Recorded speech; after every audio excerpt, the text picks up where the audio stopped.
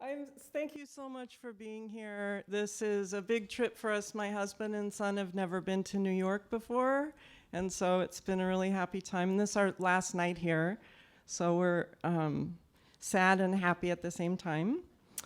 I want to ask you a question, but before I do that, I have to explain to you why this is all making up for all the Christmases that sucked when I was little. Am I the only person in the room who came from a kind of terrible family? Raise your hand if you had a bad childhood experience. Oh, sister! It's lots of us. Awesome. So why this is making up for all the bad Christmases is this is the best life I've ever known. Right now. This. And I'm 52. And you couldn't have convinced me of that earlier in life. So if you're not 50 yet, you don't know this, so I'm telling you. It gets really good. And I have to thank a few people in the room for giving me Christmas back. So of course I want to thank Porochista for doing this with me because I admire the hell out of her. I'm so happy to do it with you. And I have to thank Calvert Morgan for being the world's greatest editor and possibly greatest lover of art made by women that I've met in my life. And I have to thank Rehane Sanders, who's there, feisty, beautiful, brilliant woman who's my agent and who found me, and I'll never stop thanking her. And thank you to the Center for Fiction for having me and saying those nice things that make it almost impossible to read. But here's the question I want to ask you, because you got to do something with me before I read for you. Can somebody name a photograph in your memory, in your mind's eye, that is famous, that came out of a war zone or a conflict that then became famous? Yeah. Can you, like, out loud to them? Well, yeah. Liberation Day in Paris, a naked woman shaven walking down the street on the Champs-Elysees. Good example. Any other? Mm-hmm. In Vietnam, the woman was a little girl, she's an adult now in Canada, who was basically running away naked from being burned by napalm. Did everybody hear that? Yeah. The naked little girl running away from the Vietnam War, and she'd been hit with napalm, and she's running in this now. You can remember that one? She's now grown up and did a profile recently. She lives in Canada. Really? Yeah, we've been reading about her. Any other ones? Those come to mind for me too, yeah? Not quite sure where it is, but it's the guy being shot in the head, the black and white. I think I want to say it's... Oh, the kind of Khmer Rouge one? Yeah, that one. Yeah, right. Getting in the moment of the, yeah. What else? Neda, she was Persian and she got killed in the streets when there was a big anti-government. Absolutely. That one's fresh in my... Everywhere. Yep. Big for me personally. Other ones? And then the Kappa photograph in the Spanish Civil War, Yep. which was disputed also, authenticity disputed, that's no issue. Yeah, but they're coming to mind, aren't they, now that we're talking about it? Another one that came into my mind that influenced this book was the green-eyed Afghani girl, who's now also obviously a grown-up woman. And you can read about her if you want to. And also the Kevin Carter photo of the starving African child who looks so near death you're not sure the kid survived the photograph. And the photo also has a vulture in it, sitting next to the kid. So those photos haunt me, big time. And one of the questions that makes attention for me is, what is the effect of representation in moments like that? And what happened to those kids? And should we talk about that and think about that longer?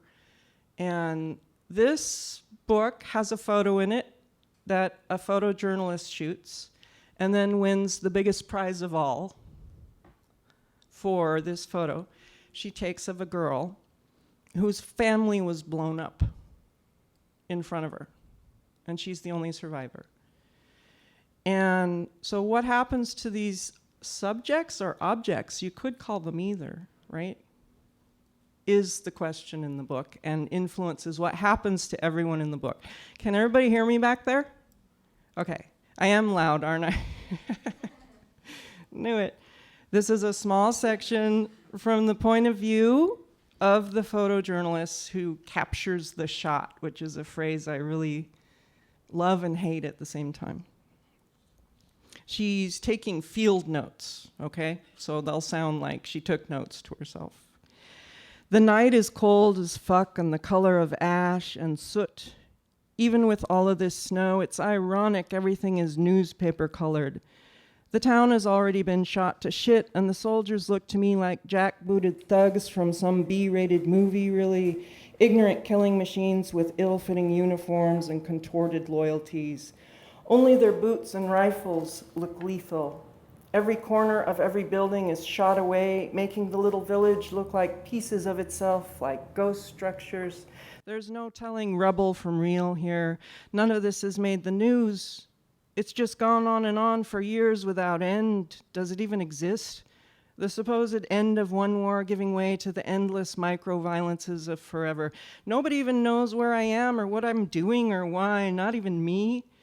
The ground stinks of blood and shit.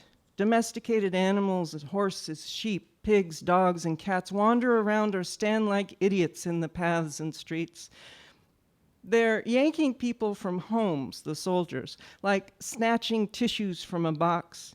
They want something, or they want someone, and they're moving as one entity of brute force against these small families. I don't know these Baltic languages in any real sense, but just bits and pieces enough to stay mobile. I'm only able to be this close because I'm dressed as a garbage man, and my interpreter, guide, told us to do this so we would be of the unseen. We've been given the duty of clearing corpses from the street. It's easy to snap shots from this distance in this grayed out light, smoke and dirt and nights falling covering my hands and sound being swallowed up like it is, though my guide looks angry with every shot I take. He doesn't think any of this is worth it, this supposed art I'm making. A photo, he says, when we are in this cave of this house, when the violence is at the door, what use is a photo against what is happening here? You tell me, do you even know where here is? Do you even know what our story is? How long this fight? I know why you're here. You're here to catch the soldiers committing atrocities, but only because you're American. You want to shame them, to make a big story out of their brutality. Where were you when we needed you? During your so-called famous Cold War. You promised nuclear attack, your threat to obliterate them. We counted on you. And after the war, we hid in the woods for years. Have you lived in the woods for years? Do you know what that's like? We counted on you. After the war, we hid there. We hid. You offered us guns and money, and we accepted them. But you did not attack. You left us there to eat dirt. And so we've been left to fight alone for all these years. Where is your American story of that? So sometimes I think my guide really wants to kill me, but he merely hands me bread and hot tea with something that helps me to sleep at night. And the look he gives me is actually one of dismissal. I'm nothing, or I'm less than nothing. So it costs him little to help me or kill me. It's the same. We move closer and closer to the edge of this hulled-out village, its people overexposed and dead with fatigue. We pass through the rubble of some kind of town center building. We pass what was once some kind of cafe or bar, its windows as black as the eyes of a corpse. We pass something else, a schoolhouse maybe, its doors boarded up like a shut mouth. The body of this place, the body of it. We're some ways behind them and more or less apart from the soldiers and the detritus. But soon they are at a house that is barely in the village at all, and we're able to approach mostly because of our giant horse-drawn wagon full of rotting bodies. It seems part of the mise en scène. What I see next doesn't seem possible, but the first form to emerge from the house is a girl. She looks to be about 10 or so. Her hair spreads in waves of nested coils around her face and down her shoulders. Unbelievably, she walks straight toward the soldiers. She's wearing the clothes of a boy, and sort of like a second self, her brother emerges, and then her father and mother, and they come rushing out like blood after her. And there's some yelling back and forth, and then it happens, a blast from I don't know where disintegrates the father, the mother, and brother just at the edge of the girl's body, missing her in some terrifying accident of a fraction. They blow up right before her eyes, her hair lifting for a moment so that she looks as if she might float skyward, her arms up and out, her face glowing so white that her eyes look like blue steel bullets, her mouth open like innocence in the shape of an O. I remember how the ground shook. I remember the camera going off, shooting before I fell. I remember her hands, palms, fingers spread. The light from the explosion must have acted like a flash, like a perfect flash.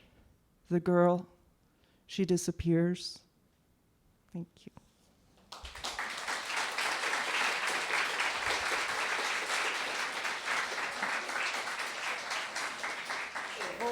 Thank you so much, Lydia. That was so beautiful. And it's the first time I've actually heard you read, which is kind of crazy because I kind of, when I do these author conversations sometimes, and I usually only do them for people that I like or know or have some relationship with, either aesthetically or personally. But when, I was asked to do this with Lydia, I was really excited because for many reasons. And one of it is that I just have had this, we've been connected, I feel like, for years in sort of interesting ways, but mostly online. So I've actually only recently met Lydia a few months ago. So I wanted to read you a little mini essay. When I do these author intros, wow. That was exciting. Kind of celestial and like, it's kind of cool. Yeah, I liked it in a weird way. I think it works. When I do these author intros, I also like to write little mini essays. So I'm gonna like stare down at this, but what can I do? I can't memorize this, but I'm an essayist as well as a fiction writer. So I kind of want to just tell you how I came to Lydia, both as a writer and as her friend. Okay. So I first met Lidia Yuknavitch only a few months ago at AWP Writers Conference in Minneapolis. We corresponded online for what feels like years, and maybe is years actually. I've been aware of her as long as I've been a writer, and I still recall when our mutual editor, Cal Morgan, and he wasn't my editor then, he was actually just my friend then, he wrote me really excitedly one evening asking if I knew her work. He was enthusing about the prospect of acquiring her book. I was like, of course I know her. I immediately described her as hugely iconic. And she'll always remain iconic to me more than anything else. That's the first word that comes to me. And I know I'm not alone among women writers especially for thinking of her that way.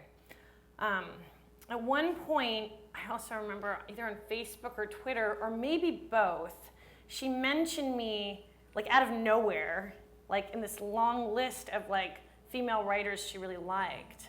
I was completely shocked that I was even on her radar. I don't even know if we were like Facebook friends or something, and then like there I popped up with a tribe of all my favorite writers. Like it was like the perfect, sort of my dream aesthetic clumping. And so I was like, oh, what? She's read my work? How is this possible? And so I like quickly like Facebook friended her and followed her on Twitter and wrote her some clumsy thing like, thank you, I can't believe you know who I am. And she was lovely. And we've, since then we've exchanged a lot of messages. But I've continued to, it's weird to have someone that you consider a friend, but you still have that word icon in your head. That will never go away for me. Because even like Lydia's like peripheral details, and you can read her bio, I mean, it's pretty amazing. But even like the peripheral details are kind of icon worthy, like hanging out with Ken Kesey, who is like another icon of mine, or I don't know how to, she got rather intimate with Kathy Acker, who was another major icon of mine, and I was just like too young to catch Kathy Acker, but so everything about her bio was just like my dream. So you might wonder then, when you're actually faced with your icon, and this is now back in this noisy hotel lobby at happy hour in Minneapolis, the biggest writers' conference every year. It's like a cold, awful Minneapolis afternoon. It's my first time there, and it's just hectic. Every few seconds, writers are coming, writers you know, writers you don't know. Everyone's kind of air kissing, looking over your shoulder, being rude, being cool. You know, you're just like overwhelmed. I had to do some panels. She was doing a panel. And then Cal Morgan had reserved us this table with his lovely wife, Cassie. And then I think someone else maybe was at the table too. Or people were coming in and out. Anyways, Lydia was there, and Cal was like, I want you to meet her. So I had this like hectic day, and I went and I sat down. And I guess it just started slowly, like I ordered a drink or something, and it wasn't awkward. We were having a fine conversation, and suddenly, maybe like a half an hour into it, I burst into tears. Like violently cried in a way that Cal hasn't seen, Cassie hasn't seen. In fact, not a lot of people know me as a crier. I'm go through huge pains for people not to see me cry. Most of my friends or people close to me have like never seen that. So I start crying, and you might think, because of what I've just told you, that it were like tears of joy, like meeting your icon or something. It was like beautiful tears, but it wasn't. It was tears of like, I hate my life and I want to die, and I'm going to tell you this. And it was the weirdest thing in the world, and I just proceeded so almost rudely to just rant about everything that had gone wrong in my life. And I was just like, I hate being here, the schedule's crazy, I'm teaching too much, I'm too poor, I'm always sick, I'm dating someone awful. Like, I just went on and on and on with Lydia, who just had met me. She didn't know any, but I felt entirely comfortable telling her all of this. And she just like right now, just sort of smiled gracefully, nodded, was really listening, would ask some appropriate questions. But I couldn't stop. I just kept crying. I mean, everybody was like walking around like, what the hell is happening? And I was like, I don't know if I'm hungover. It was just really bad. I was in a total mess. And then she ended up holding my hand for quite a while. It was this amazing thing. She didn't say anything. She just held my hand there. And it was really, I'm not like a new agey person, actually. I'm really not. But it was a weird, almost like spiritual moment for me, where it felt like all the chaos just melted. And here I was with Lydia, and like the whole place was gone, and everything was going to be okay. I think she might have even said that, like, I understand. And I could tell that she understood the sort of chaos I was going through as a writer and teacher, and just like crazy person basically. And she just really understood. It was this really important, amazing moment. So I think that was I think that's a nice origin story for me, and especially in talking about this book that is so emotional and was so emotional for me to read. I was like beyond crying when I read the book. Like I couldn't cry. I was like in a state of shock when I was reading it basically.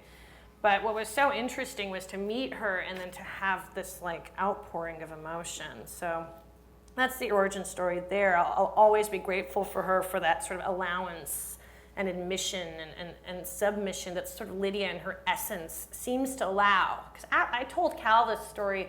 Of course, he was there, but I told him again a few days ago, and he remembered. And now I'm telling you, third time, you have to go through this, sorry. But the thing is, like, Lydia has that effect on people. Like, he was telling me, and Lydia and I were just talking about this too, of like people coming up to her and like crying, which is like a beautiful quality. I mean, I don't have this quality. Nobody cries in front of me, like nobody, it doesn't happen. But Lydia does, and it was really shocking to me, and so, but it wasn't bad, it wasn't awkward, like I wasn't like, oh, now I'm seeing you, and I did this awful thing, but somehow I just immediately feel so much love for her. And I think for a lot of, and again, I'm talking about women here, but it really reaches far beyond that. I'm using women here because I favor women. So, sorry guys, I see that as a special thing. I'm not as a sign of like, oh, she's just a woman writer. She's clearly not. But I think that for a lot of us women writers who have struggled quite a lot or who have been sort of different in a lot of different ways, Lydia's been really, truly iconic and kind of swami for a lot of us. Like, social media is so meaningless so often, but like sometimes I actually think one of the reasons I'm on Facebook or Twitter is just for Lidia.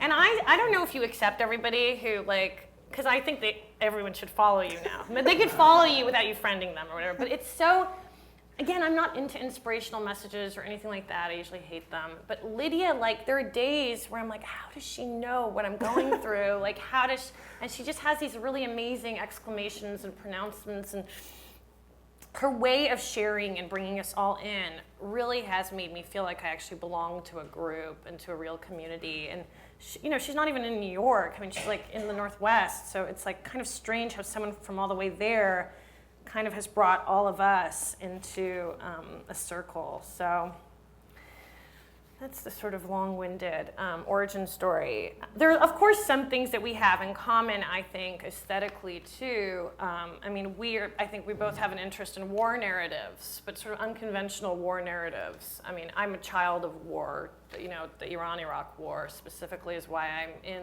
the U.S. now. My first memories are of war. We both have books with like multiple endings, which is interesting. Lidia has 5 in this book, which is not a spoiler. It's kind of an amazing, really unique construct in the end of this book. And I sort of have 2 endings. We both have a drug past, abuse past, and both swimmers. I don't know if you knew that, but Lidia wrote an amazing book that came out 4 years ago called The Chronology of Water that I also highly recommend. And I think a lot of people have come to Lidia from that book. I mean, not everyone's read this one yet, but it's an incredible memoir that details, it kind of works with this. I mean, it has a lot of the background of this book, because in this book you also have some sort of memoir-esque threads in there too.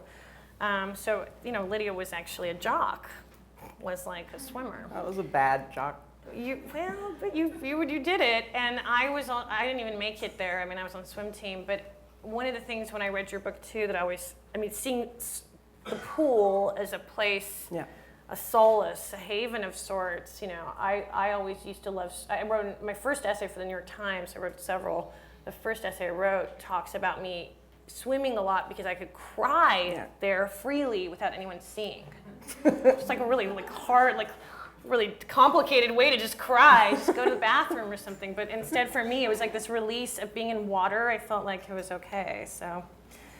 And anyways, we also have, I think, obviously, we share an amazing editor, Cal Morgan, too, who, as has been said now, really has incredible taste in all authors, but definitely in women authors, I have to say. We're kind of a cool Charlie's Angels group. I see that in my head. I think Poets and Writers should do that cover with Cal and all of us in cool outfits. Yeah, we need great the hair. outfits. We need the outfits. And that is my pitch to Poets and Writers. Okay. I also want to just, before I get to the questions, just read the full blurb. There's a little bit of an excerpted blurb on the back of the book that I also had the honor of being her blurber, which felt crazy to me. But the longer blurb, which we had to cut, I don't think Lidia's ever heard it, so I'm just going to read it to you. But it's really like my most, like, you know how you have on a scale of like 1 to 10, like if I like something but don't love it but just want to support the author, like I'm at a 2 or a 3, and you're like it's good, but that's it. But I went to like 9.8 with this, and I think it even shocked Cal, because it was like, I felt so overwhelmed after reading this. So I wrote, is Lidia Yuknavitch the most compelling writer alive?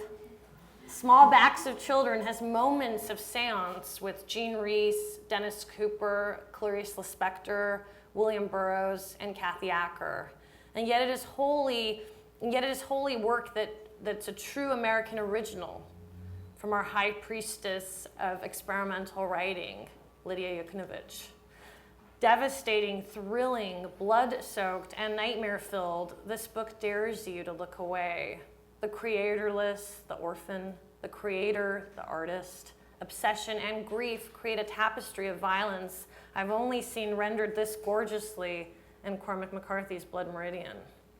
I felt bewitched, cursed, possessed, destroyed, and yet I do it again. I mean, for me, Cormac McCarthy's Blood and Writing is like a gorgeous blood opera, and there's not as much blood, but there's quite a lot. When I think of it, in fact, today I was like, oh, I'm going to match the book cover, but I realized I'm basically like wearing blood. It's like not fun, haha red. It's like a really intense, emotional red. So maybe we'll touch on a little bit of that stuff too. But I want to get into the questions so you can hear more from Lidia, not me so much. No, I love this. Sorry, thank you. She's even consoling me now. It's insane. Okay. So I guess my first question, this sort of connects, is, you say in the text that this is a mother-daughter story, and that comes up. And it's interesting because I write kind of like father-son stories. Both my first novel and my second were father-son. And like I just said, you have operated as this sort of like the high priestess or the swami. You have this kind of presence of everyone. I want to say everyone's mother because that sounds like less gorgeous than I mean. I mean, this idea that you're the head of the like if there was a club for all the cool women writers, like you'd be the president and we'd all look up to you. But there's this like feeling that I get in that way. And so I wondered, there's of course a very autobiographical thread here in the book that has to do with something that you discuss in Chronology of Water, which is the loss of your daughter Lily. Yes. So maybe could we start there and have you talk a little bit about the concept of motherhood, or being a mother, and how it plays out here, and maybe just in general? Sure. Partly I think people respond to me that way sometimes because I have really big boobs. Maybe, yeah. I'm serious. Something like triggers something in you from childhood. Wow.